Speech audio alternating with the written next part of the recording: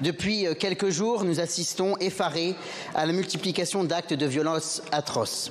Ces agressions, d'une violence inouïe, sont d'autant plus insupportables qu'elles ont lieu dans l'espace public et qu'elles frappent des adolescents de plus en plus jeunes. Je m'associe évidemment à la douleur immense des familles dont les vies sont détruites à jamais et je veux avoir une pensée pour ces victimes de la barbarie. C'est Thomas, 16 ans, souvenez-vous, poignardé à mort à Crépol. C'est Shannon, 13 ans, violée et tuée dans ma circonscription dans l'Oise, dont les obsèques ont lieu en ce moment même. C'est Chemseddine, 15 ans, lynché à mort à Viry-Châtillon. C'est Samara, 13 ans, rouée de coups à la sortie de son collège à Montpellier.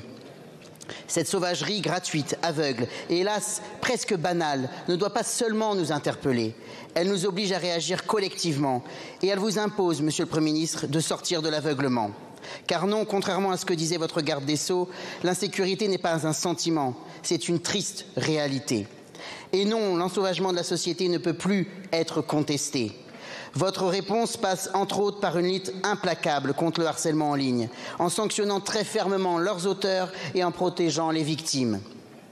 Cela nécessite aussi de responsabiliser les parents démissionnaires et de suspendre les allocations familiales quand il le faut. Cela impose également, en de pareils cas, d'en finir avec l'excuse de minorité, alors que leurs bourreaux sont souvent à peine plus âgés que leurs victimes. Les mesurettes ne peuvent plus suffire et la réponse pénale doit être implacable. Comment comptez-vous répondre à ces violences d'une telle barbarie? Je vous remercie, Monsieur le député. La parole est à Monsieur Éric Dupond-Moretti, garde des Sceaux et ministre de la Justice. Oui, Madame Allez, Monsieur le ministre. Madame la Présidente, Mesdames, Messieurs les députés, Monsieur le député Minot, d'abord évidemment que cette série de crimes que vous avez rappelés nous accable toutes et tous, bien sûr. Comment lutte-t-on contre la délinquance lorsque, contrairement à certains, on ne dispose pas de baguette magique? D'abord, peut-être les parents, et vous avez raison de rappeler qu'il faut rappeler aux parents leurs responsabilités. J'ai donné tout à l'heure le chiffre. Une question avait été posée par Monsieur le Président Marlex. 310 condamnations sont intervenues depuis que j'ai demandé au procureur de poursuivre les parents, non pas dépassés, mais défaillants.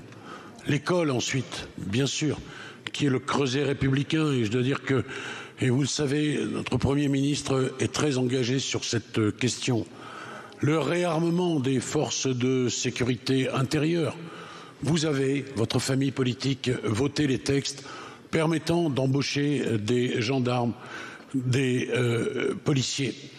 Le réarmement judiciaire, bien évidemment.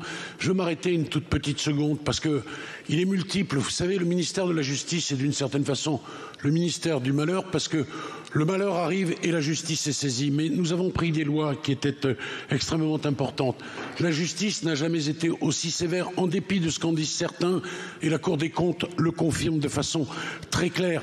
Renforcement de l'arsenal juridique et réarmement de la justice, là aussi, avec un plan d'embauche que vous avez permis, Monsieur le député Minot, de réaliser. Enfin, je dois dire que sur les réseaux sociaux, un énorme travail a été fait, notamment au niveau européen, grâce au président de la République. Il faut continuer encore, sans relâche, jamais. Merci beaucoup, Monsieur le ministre. Monsieur Minot, allez-y. Merci, Madame la Présidente. Désolé de vous avoir réveillé. Non, je plaisante. Monsieur le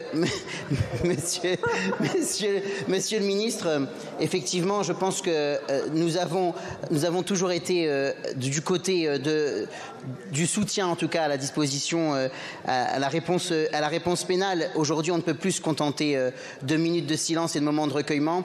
Et sachez qu'effectivement... Alors, merci, Monsieur le député. Moi, je vais vous rappeler à l'ordre compte tenu du temps qui vous reste.